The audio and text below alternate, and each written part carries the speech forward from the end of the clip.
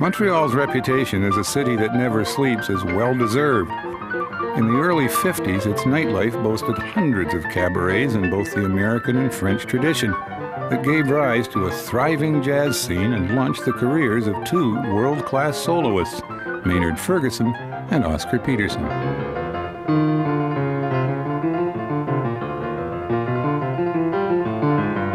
Anybody has heroes when they're growing up, and of course Oscar Peterson has been a major influence in my life.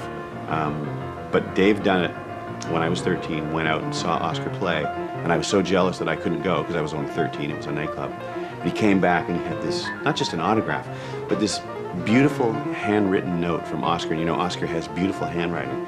And it said, "To David Foster, keep up the good work with your music. It's a worthwhile endeavor. Oscar Peterson." And of course that, I held that in my wallet for about 20 years.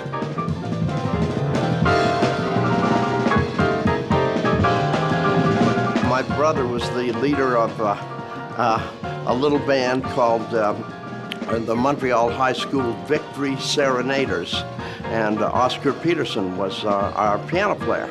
And of course he went on to become one of the great piano players of all time and also one of my greatest friends. All the guys, of course, adored him, so therefore, for years I always used to say, "Yeah, he used to play piano for me in Canada," you know.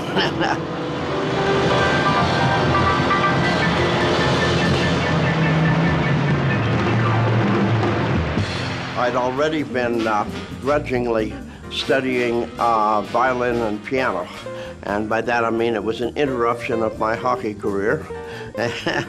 And until I heard a trumpet player play a solo at a church social and in Westmouth, and that for some reason it just excited me, you know. And I said to my dad, "Hey, Dad, get me one of those."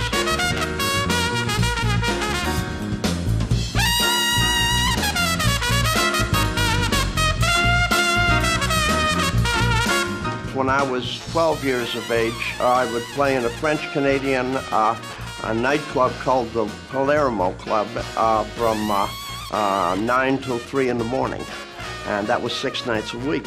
And then, of course, I won the scholarship to the French Conservatory of Music, the Conservatoire de Musique de la Province de Québec and all that, you know.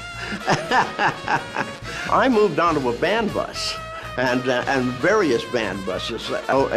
If you wanted to write me a letter, I don't know how you did it unless you sent it to whoever band I was with. Certainly Maynard was the most spectacular. You know, he was the first one to just nail those notes up in the stratosphere.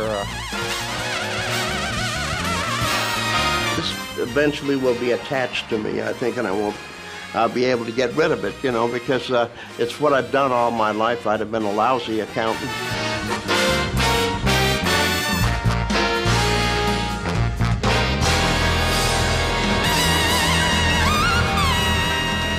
London, Ontario's Guy Lombardo